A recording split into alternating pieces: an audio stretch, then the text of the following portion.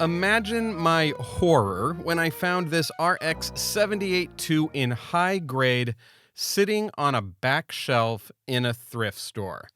Of course, I was delighted to find a discounted Gunpla, but then I became outraged that someone had sold this culturally significant box of injection molded plastic for what I'm guessing was about $4. I freed it from a view of 1,000 Funko Pops and brought it home for $9. And now it's time to build it. The box was badly beat up, and it wasn't until I got it home that I wondered, what am I going to find in here? Just a bunch of punched out bits of plastic, just some runners, or maybe a half-assembled model. I slid off the plastic seal rings, which were too loose for my liking, to find, luckily, all the contents accounted for and everything still sealed in their plastic bags. Well, almost all. More on that later. For those keeping score, this is the third RX-78-2 I have built in a row, but it's the first one I've built in high grade.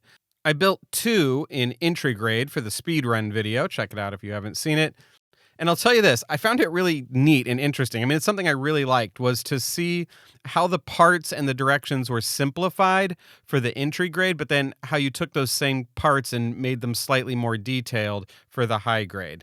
It's a weird analogy, but it's sort of like entry grade was like playing a single note on the piano, and high grade was like playing a dyad or like a two-note chord, and maybe the next grade up is like a triad, and then I'm not even going to try to pronounce what the chord names are from there. And while I was having fun putting it together, I started to wonder just how good a deal I'd gotten on this model.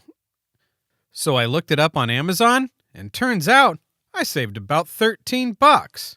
Now what can I spend all that savings on? With my savings safely spent, I dove deeper into the assembly. It all went fine, but as I'm sure will come as no surprise to you, mistakes were made. First, I couldn't get the soft plastic joints, which I recently learned are called polycaps, on step 1-6 to stay seated. It's embarrassing to say, but I literally struggled with this for like 5 minutes. Second mistake, and it's a big one. The knee joint white cap covers, which are officially called knee joint white cap covers, just would not fit right. They were just so tight up against the shin plates. And I was like, why don't we just put the knee joint white cap covers on first and then put the shin plates on? It doesn't really affect anything. And I was like, ha ha ha, I'm so much smarter than Bandai. But here's a rule. In Gunpla, if it's not working the way it should be, if it's not going together sensibly, if you're having to force it, the problem is likely you. Gunpla is a lot like relationships in that way. Anyways, as it turns out, I had put the kneecap covers where the elbows go and the elbow cap covers where the kneecaps should go. You can hardly tell, can ya? With the model nearing completion, I put together the weapons and then looked for this piece C20 to connect the shield to the hands, and it was gone. I checked everywhere, the floors, the build mat, the sprue bit pile, boxes, bags. It wasn't there. And then I thought, is this why the model was $13 cheaper? Did somebody open the box, clip off part C20, reseal the bags, and then sell it to a thrift store as part of some twisted plastic prank? It was the only logical answer. There is no possible way I could have accidentally lost it.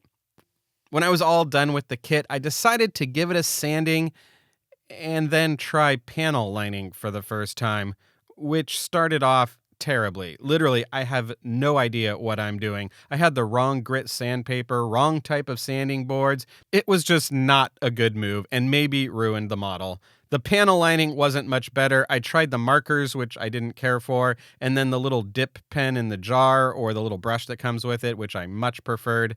Finally, while panel lining the weapons, I saw some light. And while I am still awful at this, I was glad that I pushed myself to take a step further into the hobby and try something that I thought might wreck the model. And maybe it did, because the strong lighter fluid that I used on the bare plastic seems to have cracked it in a few places. More investigating is required as to why this happens. Perhaps I'll put a matte clear coat on it next time. Maybe I won't use plastic, whose age I'm unsure of. but the fact that I now have something more to explore is exciting. It's in fact, when you watch the wizardry of panel lining ink flow, there's nothing quite like it, even if you didn't break even on a secondhand Gunpla. Thanks for watching. Thanks for the kind comments and encouraging me as I build and grow into this hobby. I'll see you next time. Thrift store shopping, trying to save a dime. Mobile suit down, but never left behind. Haters be trading and selling they plastic. One man's trash is another's fantastic. Thrift store, Gunpla. Thrift store, Gunpla. What up, bruh? Now it's mine, huh? Cash in hand, but the box is beat. Looks like I feel now, ain't that sweet? Runners are good, my skills are not. When it comes to ready, I am not. Thrift store, Gunpla. Thrift store, Gunpla. What up, bruh? Now it's mine, huh?